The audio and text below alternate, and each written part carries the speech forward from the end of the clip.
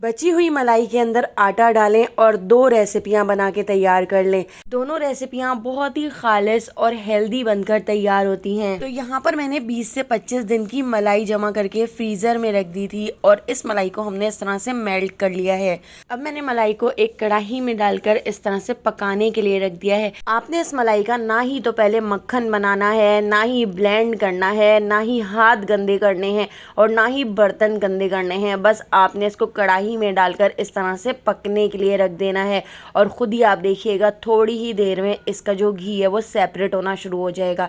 लेकिन आपने इस तरह से नॉन स्टिक कढ़ाई लेनी है ताकि ये नीचे चिपके ना। मीडियम टू लो फ्लेम पर आपने इस तरह चमचा चलाते हुए इसको पका लेना है। थोड़ी थोड़ी देर में आपने चमचा ज़रूर चलाना है, क्योंकि अगर ये मलाई नीचे लग गई या चिपक गई या थोड़ी सी भी ब्राउन हो गई तो आपकी जो मिठाई है वो ठीक से नहीं बन सकेगी, मिठाई कड़वी हो जाएगी। तो इस घी और मिठाई को बनाने के लिए आपने बस इस तरह से इसको चमचे से चलाते जाना है। इसको पकने में तकरीबन 1 से सवा घंटे का टाइम लग सकता है। मैंने भी इसको पकने के लिए रख दिया था। इतनी देर मैं दूसरे भी काम कर रही थी और यहाँ पर थोड़ी थोड़ी देर में इस तरह से चमचा भी चलाते जा रही थी। आप देखिए खोए का जो कलर है वो ब्राउन सा होना शुरू हो चुका है। तो इसको अब हम छान लेते हैं क्योंकि इसका ऑयल भी सेपरेट हो चुका है।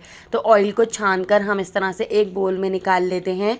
तो यहाँ पर हमारा असली देसी घी जो इतना खुशबूदार बन के तैयार हुआ है कि पूरे घर में इसकी खुशबू फैल गई है।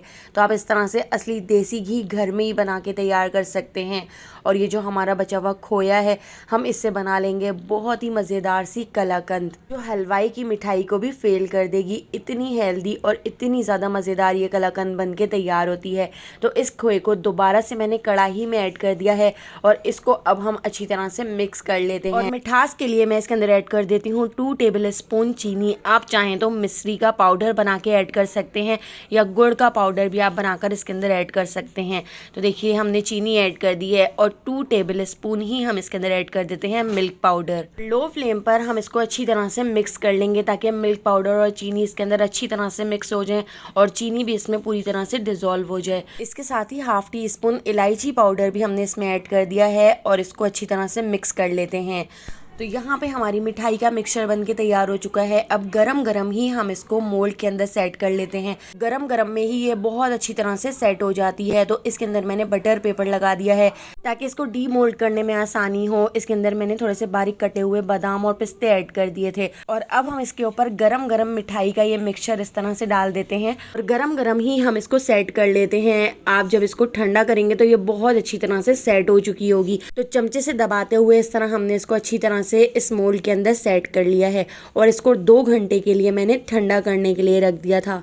2 घंटे बाद अब हम इसको कर लेते हैं डी मोल्ड। तो देखिए यहाँ पे हमारी बहुत ही मज़ेदार सी कलाकंद बनकर तैयार हो चुकी है और ये असली देसी घी से बनी हुई कलाकंद है तो बहुत ही हेल्दी भी बनकर तैयार होती है। तो एक बार आप इसको ज़रूर ट्राई कीजिएगा। आपके घर में भी मलाई बच जाए तो आप इस तरह से हेल्दी कलाकंद बना के तैयार कर सकते हैं और बहुत ही आसानी से आप उससे घी निकाल कर तैयार कर सकते हैं।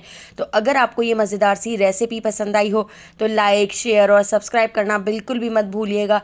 फेसबुक, टिकटॉक या यूट्यूब पे देख रहे हैं तो मेरे चैनल को फॉलो ज़रूर कर लीजिएगा। आने वाली वीडियो तक मुझे दीजिए इजाज़त। अल्लाह हाफ़िज़।